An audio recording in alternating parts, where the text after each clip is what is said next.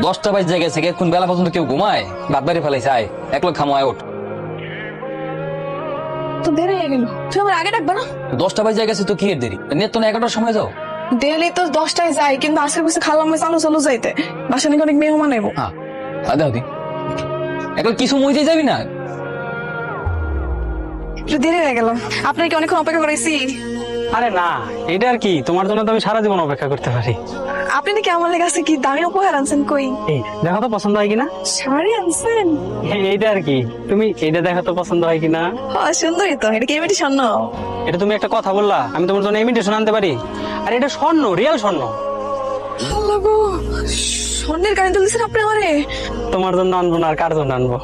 ওই আমরা এখন রেস্টুরেন্টে খাইতে যাব, তারপর বাইক দিয়ে সারাদিন ঘুরবো। হ্যাঁ, আমারে ধরো। হ্যাঁ,